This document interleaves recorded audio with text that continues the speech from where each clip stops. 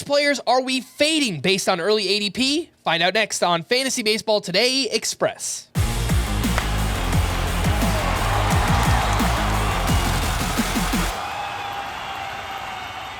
Welcome into FBT Express on Tuesday, December 30th. I am Frank Sample, joined by Chris Towers.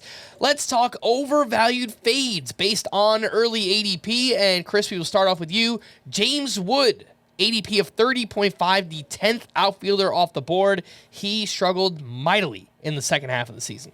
Yeah, and you should generally look at full season numbers rather than trying to figure out, the second half is who he really was. I don't think the second half is who James Wood really was or anything, but I do think it gave us a hint of what a downside scenario looks like for James Wood, and he was frankly unplayable. He had a 39% strikeout rate, hit 223, 690 OPS. It was really rough, and what really cements him as just being overvalued. Not a bad player, certainly, not a terrible pick necessarily, but just someone who's probably going a little earlier than he should, is that the stolen bases didn't make the leap that we thought. I think it was 14 as a rookie in a half season, then he goes 15 last season in a full season. I've been waiting for some kind of sign that he was playing through an injury, but I haven't seen any updates on that.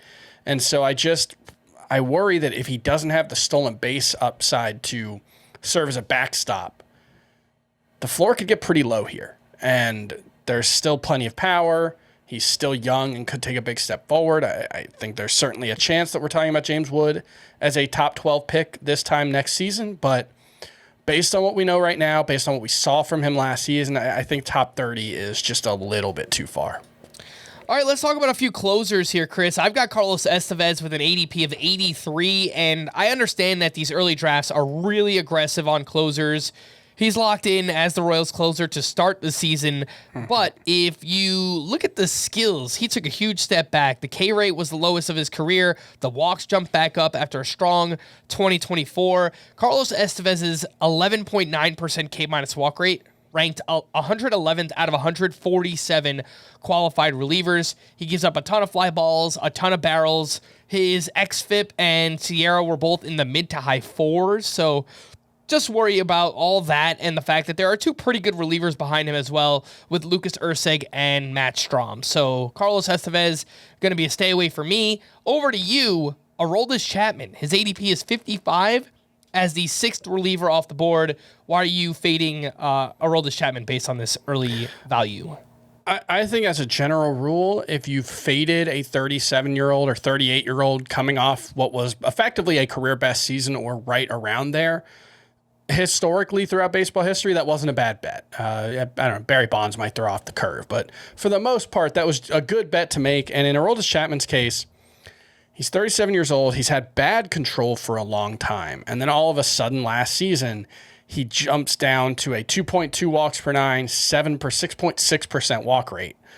It was 15% walk rate the year before. And so I think you just look at that and say, yeah, that might be real. The Boston Red Sox have done a very good job with their pitching development lately. Maybe there's something there. But given the age, given the very small sample size we're dealing with, right around 60 innings, I just don't think it's a particularly smart bet.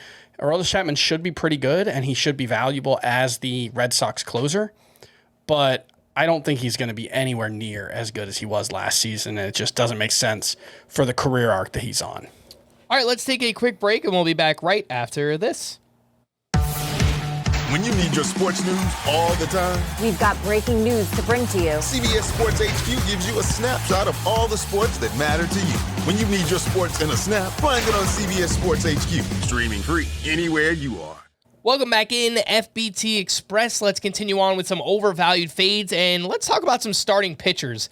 I've got Spencer Strider here. ADP is 95, 26 starting pitcher off the board, and we did talk about him recently. It's the ADP just feels so high this early, just based on all the questions that we still have on Strider. You know, first coming back from the elbow surgery, the internal brace, he looked pretty good. First 12 starts, final 11 were just awful, and that fastball got really exposed. The velocity was down quite a bit, the shape, the whiff rate.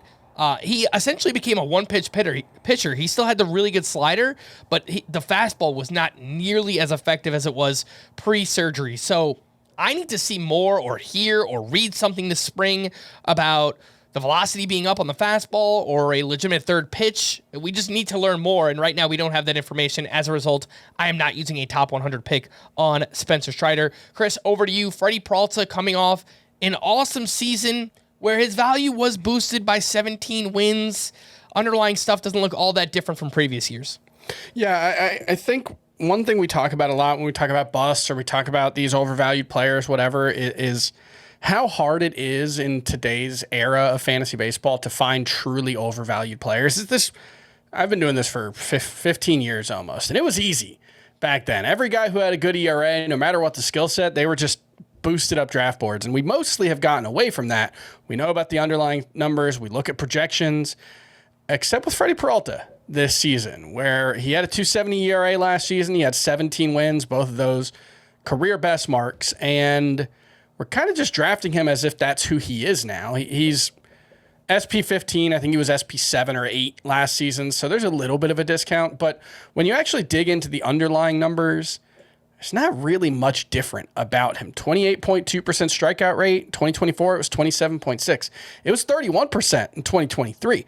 Walk rate, 0.3% lower in 2025 than it was in 2024. It's actually 1.2% lower in 2023 as well. All the underlying numbers mostly look the same. xERA, he overperformed by about 3/4 of a run last season. FIP is closer to a full run. He's been more like a mid-3s to high-3s ERA guy for his entire career. 1 year of a 270, and we're just like, cool, he's a top 15 pitcher for a guy that's dealt with a lot of inconsistency and doesn't necessarily pitch deep into games, which really hurts him in points leagues. He's a terrible pick at this price in points leagues. I just don't see the case for Freddy Peralta being a top 15 starting pitcher. If you talk about him as like your number 2 or ideally number 3, I'm on board. I think that's great. But potentially your number 1, I think you are putting yourself in a potentially very bad position for whip and probably not what you need from your ace everywhere else, except maybe strikeouts. He's always pretty good there. And especially in a points league, you have to lower Freddy Peralta in that format. He just doesn't give you the same volume that other, let's say, elite or almost near elite pitchers give you. He went 6+ innings in just 13 of 33 starts this past season. So keep that in mind on Freddy Peralta. Next up for me is Tyler Glasnow, who has an ADP of 110. He is the 28th starting pitcher off the board.